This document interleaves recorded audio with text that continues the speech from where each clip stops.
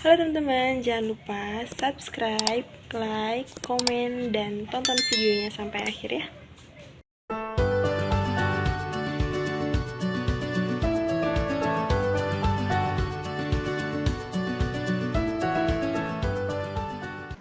Assalamualaikum warahmatullahi wabarakatuh.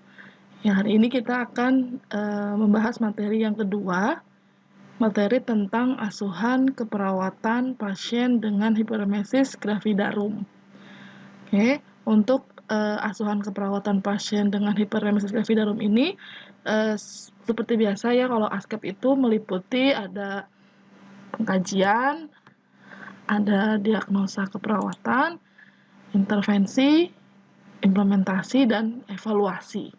Untuk pengkajian, ya kita melihat tanda dan gejala pasien dengan hiperemesis gravidarum. Diagnosa keperawatan, masalah apa sih yang muncul yang bisa didapat dari kasus HEG. Untuk intervensi dan implementasi, ya pasien dengan HEG, bagaimana sih merencanakan melakukan tindakan keperawatan untuk pasien HIG, evaluasi keperawatan, menilai keberhasilan tindakan yang sudah dilakukan. Next. Nah, untuk pengkajian keperawatan, kita lihat manifestasi klinisnya. Manifestasi klinis adalah gejala klinis yang ditemukan dari satu penyakit. Dari satu penyakit itu apa sih gejala-gejalanya gitu ya. Nah, untuk manifestasi klinis HEG itu sendiri, tadi sudah disebutkan oleh Ibu narasumber pertama, yaitu kemampuan makan melalui mulut itu menurun ya, atau tidak ada, bahkan ada penurunan berat badan, ada dehidrasi ya, membran mukosa kering, penurunan tekanan darah, peningkatan denyut nadi, terganggu kulit buruk ya. Terus kita sebagai perawat bagaimana cara mengkajinya? Nah, kajilah frekuensi dari mual muntah ya.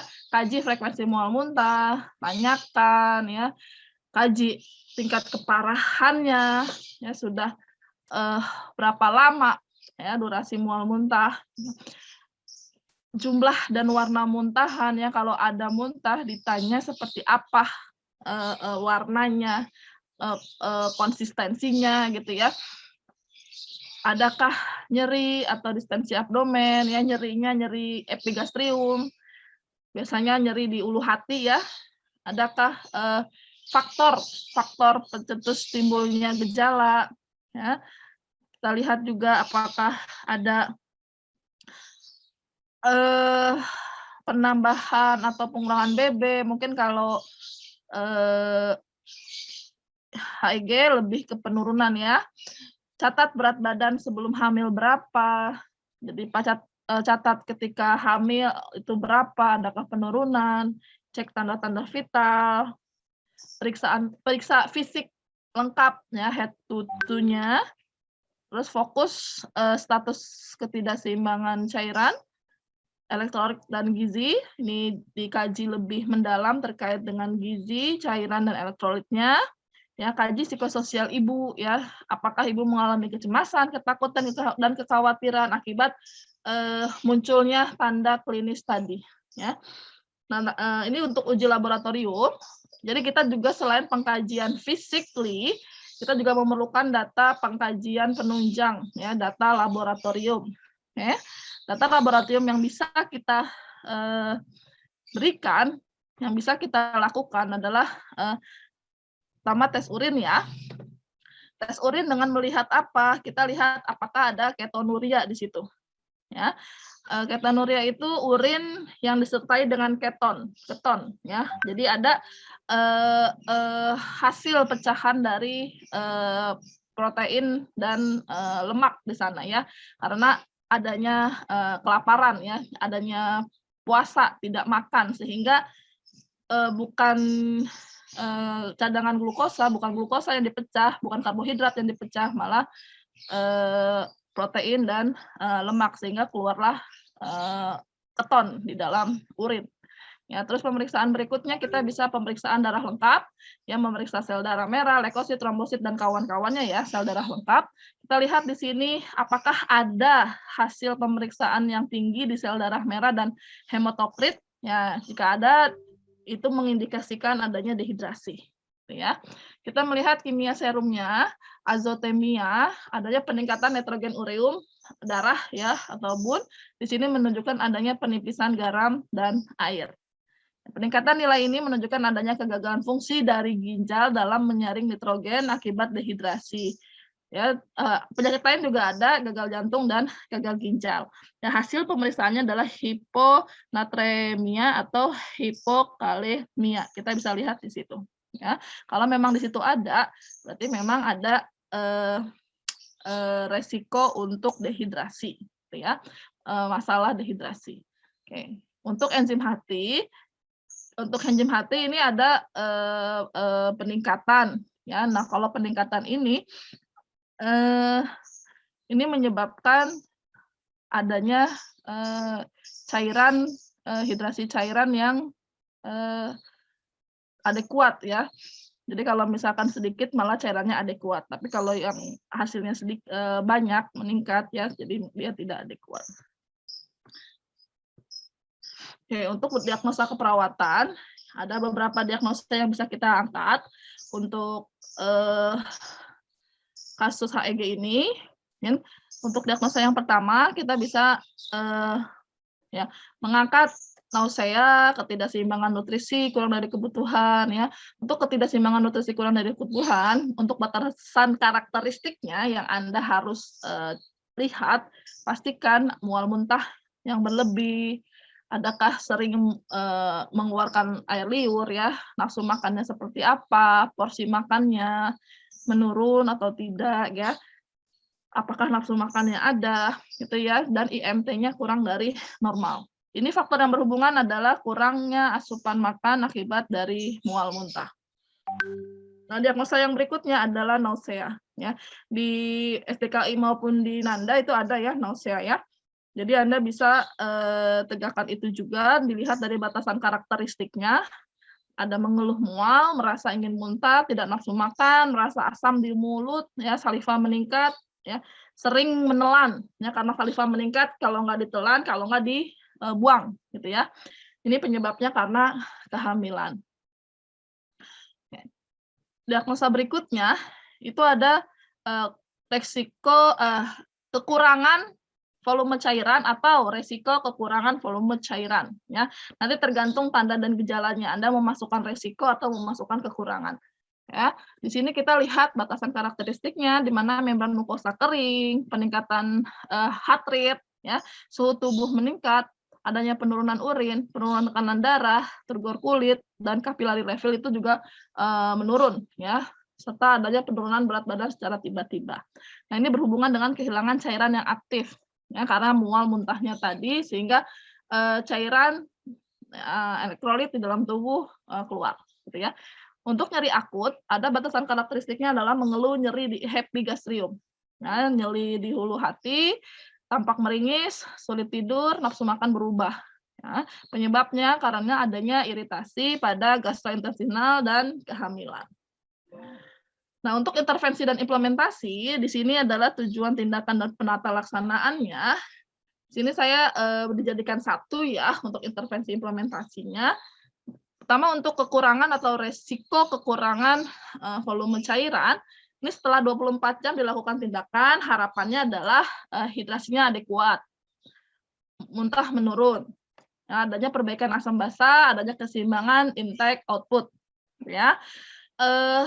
Intervensi implementasinya apa yang bisa kita lakukan ya? Lakukan penilaian setiap 8 jam, kaji karakteristik dari mual muntah.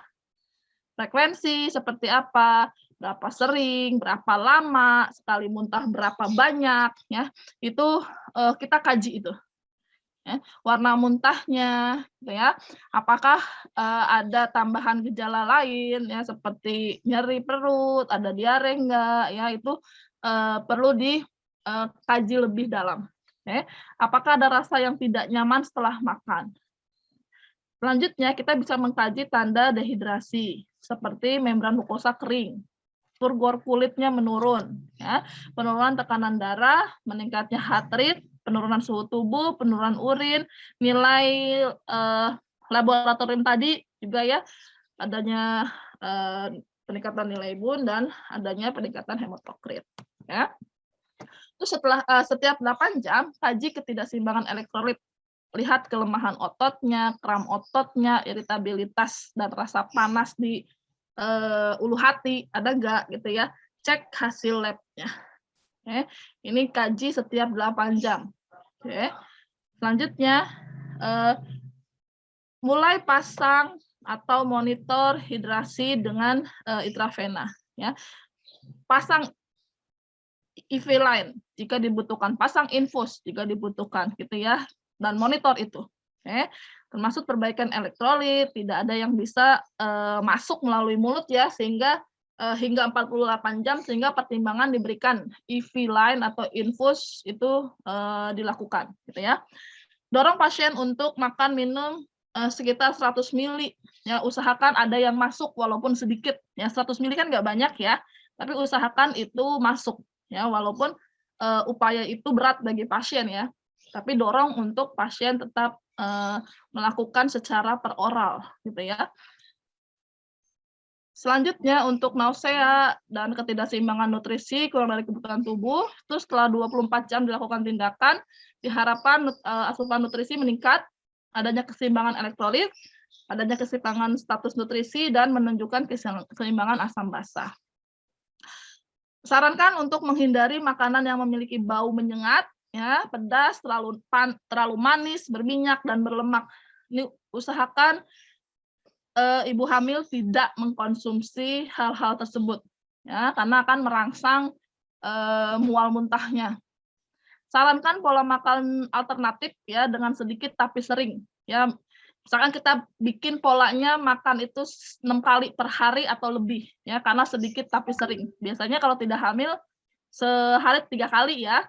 Sekarang hamil minimal 6 kali gitu ya, atau lebih boleh silahkan karena kita bikin sedikit tapi sering. Ya, diikuti dengan minum minuman yang bening gitu ya. Jangan yang menyengat kayak soda gitu ya.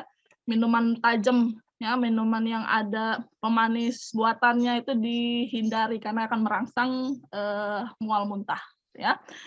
Sarankan makan tinggi protein dan kalori.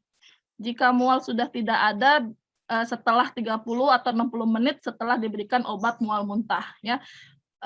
Kalau mau makan yang tinggi protein, tinggi karbohidrat, usahakan setelah minum obat, setelah 30 sampai 60 menit minum obat mual muntah ya. Itu boleh diberikan ya setelah diberikan obat mual muntah ya. Mulai dengan memberikan minuman dengan cairan yang bening atau cairan yang padat gitu ya, seperti jus buah itu boleh ya, atau kaldu hangat gitu ya, itu boleh gitu. Lebih disarankan untuk memberikan minuman dengan dingin ya, karena menurunkan asam lambung ya. Jadi tidak merangsang mual gitu ya. Coba beberapa orang ada yang memang ingin dengan kondisi hangat lebih enak untuk menurunkan. Nah itu berbagai orang mempunyai rasa nyaman yang berbeda setelah meminum atau memakan dengan jenis yang disukainya ya, dan itu disarankan untuk ibu supaya nyaman saja gitu ya. Kaji berat badan dan catatan harian berat badan di pagi hari dengan menggunakan ukuran yang sama. Bandingkan berat badan ketika hamil. Apakah ada kehilangan berat badan? Ya, jadi setiap hari itu lakukan penilaian. Ya, apakah sebelum hamil dengan setelah hamil ada perbedaan? Apakah ada penurunan setelah hamil, setelah mual muntah ini terutama? Ya, setiap hari dilakukan dengan metode yang sama. Ya, kalau setiap bangun pagi langsung timbang, jangan makan dulu, jangan kemana-mana dulu gitu ya. Jadi nanti setiap pagi seperti itu, setiap bangun tidur langsung timbang, lihat berat badannya berapa, apakah ada penurunan gitu ya, menggunakan timbangan yang sama. Ya. Kaji adanya tanda kelaparan, ada nggak ketonuria, ada nggak kelebihan cairan mukosa gitu ya. Kalau itu ada, berarti memang pasien tidak ada masukan asupan makanan gitu ya. Berikan alternatif terapi untuk mual dan dengan memberikan minuman jahe atau berikan obat anti-emetik. Ini kalau obat anti-emetik ini alternatif farmakologinya ya. Alternatif yang non farmakologinya bisa dengan minuman jahe atau berbau-bau jahe lainnya ya. Nanti bisa disampaikan di narasumber yang ketiga. Oke. Next ada diagnosa untuk ansietas juga. Nah, untuk pasien dengan hiperemesin HEG ini ya. Ansietas terjadi karena adanya ketakutan terhadap diri dan kondisi anaknya, kondisi fetus ya. Setelah 1 sampai 2 jam dilakukan tindakan, harapannya adalah pasien bisa mengungkapkan kecemasannya. Apa yang membuat dia merasa takut, cemas, khawatir gitu ya. Penilaian support system menggunakan kekuatan mekanisme coping dan coping diri dan dukungan keluarga. Ya, jadi adanya kita mendapatkan tujuan kita memberikan tindakan ini adalah untuk mendapatkan coping diri dan keluarga, menggunakan si pasien bisa menggunakan kekuatan mekanisme copingnya ya, serta bisa menilai mana yang bisa mensupportnya, mana yang bisa membantunya untuk mengurangi rasa yang saat ini sedang dialaminya, gitu ya. Tindakannya apa? Ajarkan pasien untuk menggunakan waktu yang ada agar perasaannya menjadi lebih baik. Ya, jadi aktivitas hariannya coba diisi dengan kegiatan yang bisa mengalihkan dari perangsangan yang menyebabkan bau, menyebabkan dia muntah, gitu ya. Itu diarahkan untuk itu. Jadi lakukan waktu semaksimal mungkin agar waktu itu menjadi kegiatan tersebut menghilangkan konsentrasi dia terhadap perubahan yang ada di dalam dirinya, gitu ya. Identifikasi support system, ya. Kaji interaksi pasien dengan orang yang membantu dan buat perencanaan bersama tentang adaptasi perubahan kegiatan harian. Ya, kita bisa menanyakan kepada pasien kira-kira siapa yang bisa mensupportnya ya. Kita bikin rencana bersama tentang perubahan yang terjadi. Apa yang akan kita lakukan ke depannya terhadap perubahan ini? Siapa orang-orang yang bisa mensupportnya?